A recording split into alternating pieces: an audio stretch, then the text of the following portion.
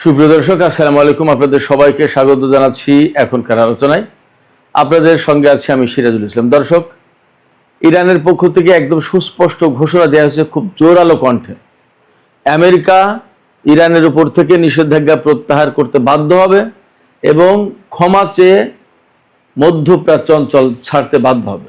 এত শক্তি ইরান পাচ্ছে কোথায়, কিসের বলে এই কথা বলছে?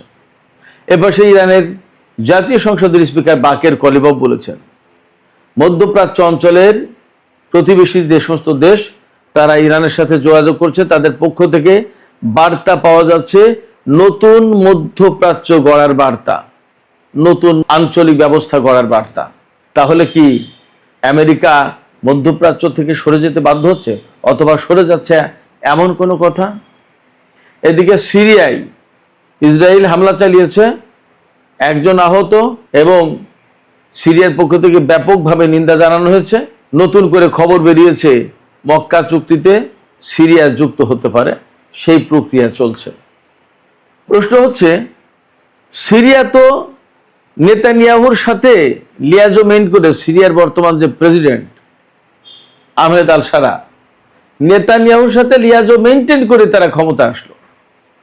তুরস্কের সাথে তাদের ভালো সম্পর্ক ছিল, তুরস্কের সাথে ইসরায়েলের ভালো সম্পর্ক ছিল। গোলমালটা লাগলো কোথায়, কি কারণে সমস্ত সবকিছু বদলে গেল, বিগড়ে গেল? এবং এই বিগড়ে যাওয়া, বদলে যাওয়ার যে ধরন আমরা যা দেখতে পাচ্ছি, তাতে মনে হচ্ছে তুরস্কের সাথে নেতানিয়াহুর বা ইসরায়েলের একটা বড় ধরনের সংঘাত শুরু হতেই পারে। এই যে সংকট, এই যে আশঙ্কা, এই যে শঙ্কা তৈরি হলো কেন, এর মূল কারণ কি, পেছনের কারণ কি? সুপ্রিয় দর্শক, চলুন আজকের ভিডিওতে এই বিষয়গুলো নিয়ে কথা বলি এবং ইসরায়েল আর তুরস্কের ভেতরে এই রকমের বড় টানাপোড়েন কেন সৃষ্টি হলো, কি কারণে সম্পর্ক তেতে উঠলো, পেছনের কারণ কি, ভেতরের কারণ কি, অন্তর্নিহিত কারণ কি, চলুন আমরা বোঝার চেষ্টা করি। সবার আগে বলে রাখি, যদি ভিডিও ভালো লাগে তাহলে লাইক, কমেন্ট, শেয়ার করবেন আর চ্যানেলটি সাবস্ক্রাইব করে সাথেই থাকবেন। দর্শক, চলুন আমরা বিস্তারিত আলোচনা করি। ইরানের জাতীয় নিরাপত্তা এবং পররাষ্ট্রনীতি বিষয়ক সংসদীয় কমিটির যিনি প্রধান ইব্রাহিম আজিজি, তিনি বলেছেন, আমেরিকা ইরানের উপর যে সমস্ত নিষেধাজ্ঞা দিয়েছে সে সমস্ত নিষেধাজ্ঞা প্রত্যাহার করতে বাধ্য হবে। শুধু প্রত্যাহার করতে বাধ্য হবে না, প্রত্যাহার তো করবেই, তারপরে ইরানি জাতির কাছে, ইরানি জনগণের কাছে তারা ক্ষমা চেয়ে এই অঞ্চল থেকে বিদায় নিতে বাধ্য হবে।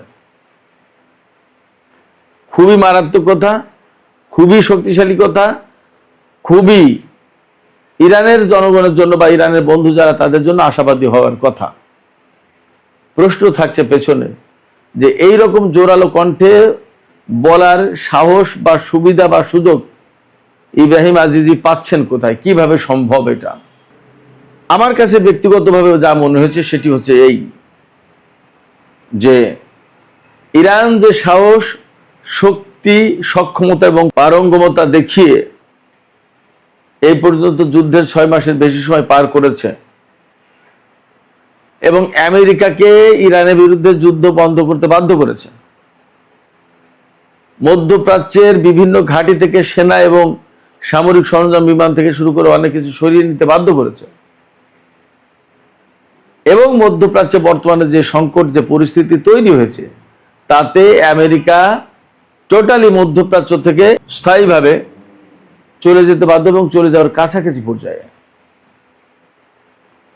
শুধু তাই না, ইরান এই 6 মাস খুব ভালোভাবে যুদ্ধের ভেতর দিয়ে পরীক্ষা নিরীক্ষা করেছে আমেরিকার কোথায় কোথায় দুর্বলতা, দুর্বল পয়েন্ট কোথায় এবং কিভাবে কি করা হবে, কি করলে কি হয়, এগুলো সব ক্লিয়ার চিত্র ইরানের কাছে ভেসে উঠেছে।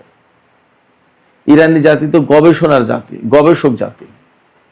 তারা এই সাইকোলজিগুলো, এই রিয়ালিটিগুলো একদম হাতে ধরে পরীক্ষা নিরীক্ষা করে দেখার ব্যবস্থা করেছে।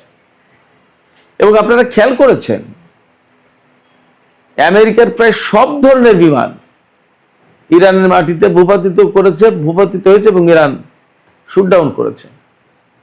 এবং প্রচন্ড যুদ্ধের ভেতরে যখন তারা একেবারেই ইরানের গভীর অভ্যন্তরে গিয়ে একটা অভিযান চালালো, সেই অভিযান দিব্যি ব্যর্থ করে দিল ইরানের জনগণ, পুলিশ, আইআরজিসির লোকজন, এরা মিলে।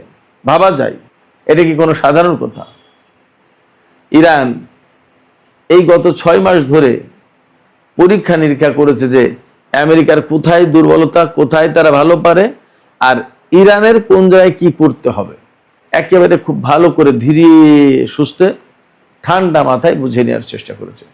এখন তারা সামরিক ডক্ট্রিন পাল্টে ডিফেন্সিভের জায়গায় অফেন্সিভ, আক্রমণাত্মক, এবং আজকে জোরালোভাবে ঘোষণা দিয়েছে। কয়েকদিন আগে তো পুরস্কার ঘোষণা করেছিল, আজকে এই সামরিক ডক্ট্রিন পরিবর্তনের যে ঘোষণা, সেই ঘোষণার সময় বলেছে যে ইরানের সামরিক বাহিনী ঘোষণা করছে যে কোনো মার্কিন সেনাকে হত্যা বা জীবিত ধরে দিতে পারলে $30,000, মহিলারা ধরে দিতে পারলে পুরস্কার হবে দ্বিগুণ, কোনো অস্ত্র যদি উদ্ধার করতে পারে সেই অস্ত্র পয়সা দিয়ে কিনে নেওয়া হবে, এবং সেই অস্ত্রকে যে ব্যক্তি মার্কিন বাহিনীর অস্ত্র ছিনিয়ে নিতে পারলো তার নাম লিখে জাদুঘরে রাখা হবে। এগুলো শুধুমাত্র সাধারণ কথার কথা না, শুধুমাত্র সাধারণ পুরস্কার ঘোষণা না, এটার ভেতর দিয়ে ইরানি জাতিকে, এই যুদ্ধের সাথে পুরো জাতিকে ইনভলভ করে ফেলা হলো। এখন পুরো জাতির মাথার ভেতরে এইটা ঘুরবে যে কবে আমেরিকান সেনা ধরবো আর কবে টাকা পাবো, মানে প্রত্যেকেই অ্যাক্টিভ হয়ে যাবে। $30,000 একজন সেনা ধরতে পারলে বা মারতে পারলে, এবং এর মানে হচ্ছে ইরানের সামরিক বাহিনী ভীষণভাবে অ্যাগ্রেসিভ, অফেন্সিভ, তারা নিজেদেরকে আর গুটিয়ে রাখতে চায় না, এটাই তার প্রমাণ। ইরানি জাতি গত কয়েক বছর ধরে যে সাহস দেখিয়ে এসেছে, তার চূড়ান্ত বহিঃপ্রকাশ ঘটেছে 2025 সালের জুন মাসের 12 দিনের যুদ্ধে আর এবারের যুদ্ধে। ইরান কোনো যুদ্ধই ইনিশিয়েট করেনি, তারা হামলা করেছে, ইরান পাল্টা জবাব দিয়েছে, এবং এখন ইরান বলছে যে তারা নিজেরা আর ডিফেন্সিভ থাকবে না, নিজেদের আত্মরক্ষার জন্য না, এখন অফেন্সিভ। এইভাবে যদি ইরান সামরিক কৌশল গ্রহণ করে এবং মার্কিন সামরিক বাহিনীর বিরুদ্ধে যদি অভিযান শুরু করে, তাহলে মধ্যপ্রাচ্যে মার্কিন সামরিক বাহিনী টিকতে পারবে বলে মনে হয় না। এবং ইরানের পক্ষ থেকে কিন্তু পরিষ্কার করে বলা হচ্ছে, গতকাল বলা হয়েছে, আজকেও বলা হয়েছে, যে ইরানের বিরুদ্ধে যদি কোনো রকমের মিসক্যালকুলেশন করে, ভুল হিসাব নিকাশ করে, তাহলে তার চরম মূল্য দিতে হবে আমেরিকাকে। তার মানে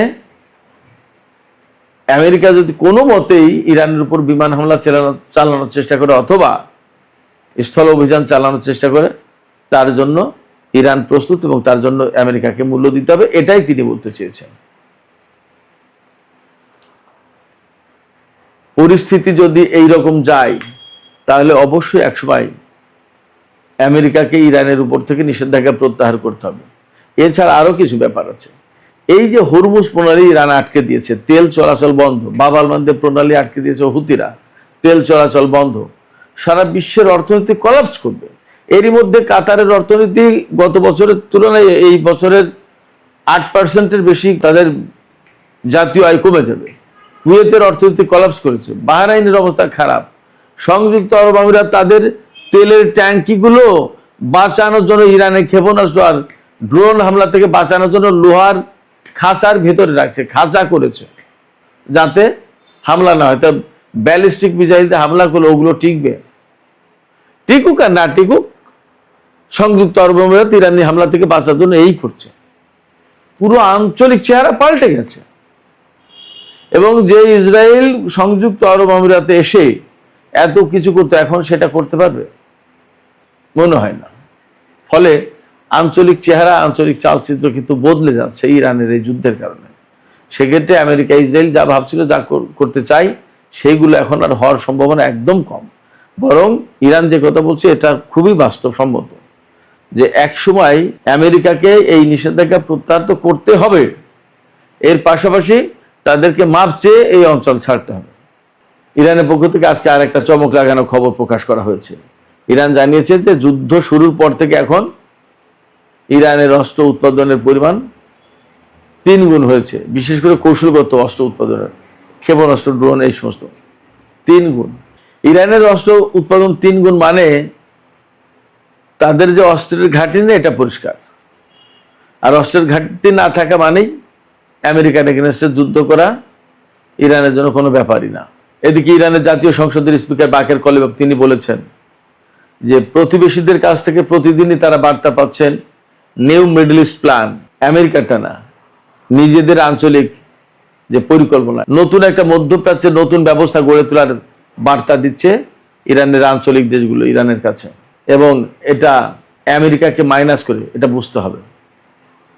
তো যদি নতুন আঞ্চলিক ব্যবস্থা গড়ে তোলার চেষ্টা করা হয় বা প্রতিবেশীদের কাছ থেকে ইরানের কাছে প্রতিদিন মেসেজ দেওয়া হয়, তাহলে তার মানে দাঁড়াচ্ছে আমেরিকা এবং ইসরায়েল যে নতুন মধ্যপ্রাচ্যের যে চিন্তা পরিকল্পনা করেছিল সেই পরিকল্পনাগুলো এখন মারাত্মকভাবে ঝুঁকির মুখে পড়বে।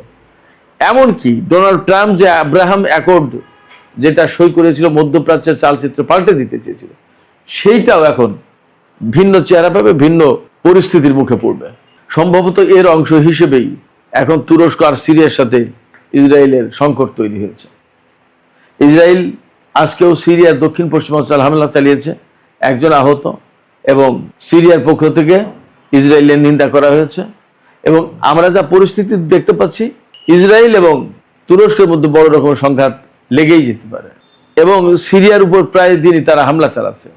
এই পরিস্থিতিতে সিরিয়া মক্কা চুক্তিতে যোগ দেওয়ার চিন্তা করছে। মক্কা চুক্তিতে যোগ দেওয়ার মানেই হলো সিরিয়ার উপর যখনই হামলা চালাবে ইসরায়েল, তখন তুরস্ক, পাকিস্তান, সৌদি, সিরিয়া যে এই জোটে যারা থাকবে তারা সবাই ইসরায়েলের বিরুদ্ধে যুদ্ধ করতে বাধ্য হবে, যুদ্ধ শুরু করে দেবে। তখন কি করবে? এবং সম্ভবত তুরস্কের অবস্থানে সিরিয়ায় যে হামলা চালিয়েছে ইসরায়েল, সেই হামলার প্রতিশোধ নিতে গেলে এক ধরনের জটিলতা আছে তুরস্কের সামনে। সম্ভবত এই প্রতিশোধ নেয়ার চিন্তা থেকে তুরস্ক সিরিয়াকে এই মক্কা চুক্তির ভেতরে আনার চেষ্টা করছে। যখনই সিরিয়া মক্কা চুক্তিতে যুক্ত হবে আর ইসরায়েল সিরিয়ার উপর হামলা চালাবে, তখন কিন্তু মক্কা চুক্তির যারা স্টেক হোল্ডার, যারা সদস্য, তাদের প্রত্যেকের দায়িত্ব হবে ইসরায়েলের বিরুদ্ধে লড়াই করা। সম্ভবত সেই লড়াইয়ের একটা গ্রাউন্ড তৈরি হচ্ছে, নানামুখী তৎপরতা চলছে, এবং সিরিয়াকে এই জোটে যুক্ত করার ব্যবস্থা করা হচ্ছে। এমনকি বলা হচ্ছে যে মিশরও এই জোটে যুক্ত হবে, এবং তখন ইসরায়েল চারিদিক থেকে ঘেরাওয়ের ভিতরে পড়ে যাবে। মিশর, সিরিয়া, তুরস্ক ও পাশে সৌদি আরব। ইসরায়েলকে হয় এই চুক্তির জন্য চুপ থাকতে হবে, আর না হয় এই এতগুলো দেশের বিরুদ্ধে যুদ্ধ করতে হবে এবং তাকে নতুন একটা পরিস্থিতির মুখোমুখি হতে হবে, তাতে কোনো সন্দেহ নেই। এখন প্রশ্ন হচ্ছে, সিরিয়ার আহমেদ আল সারা, উনি তো নেতানিয়াহুর অনুগ্রহ প্রার্থী ছিলেন, অনুগ্রহ পেয়েছেনও, কিন্তু হঠাৎ করে কি দেখি হলো?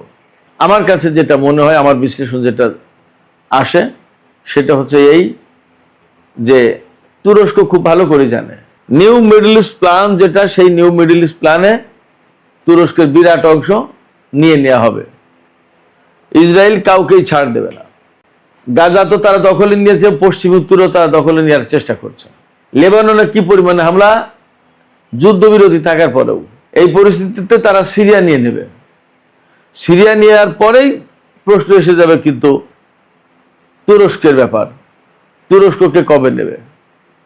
সিরিয়া চলে গেলে তুরস্কের জন্য খুব বিপদ। অতএব তুরস্ক নিজের অস্তিত্ব টিকিয়ে রাখার জন্য এখন সিরিয়াকে দিয়ে ইসরায়েলের বিরুদ্ধে কিছু কাজ করাবে। Israel new middle east plan বাস্তবায়নের জন্য এত বেশি সিরিয়াস কেন? সিরিয়াস এই কারণে যে ইহুদিদের রাষ্ট্র কোনোদিন ৭৫ বছর থেকে ৮০ বছরের বেশি টেকেনি। এই ইসরায়েল রাষ্ট্র প্রায় সেই মেয়াদের কাছাকাছি। নেতানিয়াহু মরিয়া হয়ে উঠেছে ইসরায়েল রাষ্ট্রকে, ইহুদি রাষ্ট্রকে টিকিয়ে রাখার জন্য। শুধু টিকিয়ে রাখে না, বরং বিস্তার ঘটানোর চেষ্টা করছে, এবং পুরো অঞ্চলকে একদম ত্রাহি ত্রাহি অবস্থায় রেখে থরকম্প করে দিয়েছে। পুরো অঞ্চলকে ভীত সন্ত্রস্ত করে তুলেছে। এই জায়গায় তুরস্ক দেখছে সিরিয়াকে দখল করে নিলে 2 দিনের ভেতরে তুরস্কের বিরুদ্ধে হামলা চালাবে এবং তুরস্কের অবস্থা খারাপ করে দেবে। তখন কি করবে? এই জায়গা থেকে তুরস্ক ইসরায়েলের বিরুদ্ধে এখন অবস্থান নিতে বাধ্য হচ্ছে নিজের অস্তিত্ব টিকে রাখার জন্য। আমি বলি মন্দের ভালো, মক্কা চুক্তি করেছে, এই চুক্তির আওতায় মধ্যপ্রাচ্যের সমস্ত দেশ একতাবদ্ধ হোক, হওয়ার পরে একটা বিশেষ নতুন পরিস্থিতি তৈরি হোক, এবং সম্ভবত সেদিকেই যাচ্ছে। বিশ্লেষকরা এমন করেই ভাবছেন। সুপ্রিয় দর্শক, এখনকার আলোচনা এখানে শেষ করতে চাইছি। আলোচনা শেষের আগে আপনাদের কাছে প্রশ্ন করি বা আপনাদের মতামত জানতে চাই। ইরান প্রসঙ্গে মতামত জানতে চাই। ইরানের একজন গুরুত্বপূর্ণ সংসদ সদস্য তিনি বলেছেন যে আমেরিকাকে ইরানের উপর থেকে নিষেধাজ্ঞা প্রত্যাহার করতে হবে এবং ইরানি জনগণের কাছে ক্ষমা চেয়ে অঞ্চল থেকে বিদায় নিতে হবে। আপনারা কি বিশ্বাস করেন বা আপনাদের কি মনে হয় যে আসলে পরিস্থিতি এমন হবে, নাকি এটা ইরানের পক্ষ থেকে আবেগতাড়িত বক্তব্য? আপনাদের মতামত জানিয়ে কমেন্টে লিখতে পারেন। আর ভিডিও ভালো লাগলে লাইক, কমেন্ট, শেয়ার করবেন এবং চ্যানেলটি সাবস্ক্রাইব করে সাথেই থাকবেন। দর্শক, আপনাদের সবাইকে অনেক অনেক ধন্যবাদ।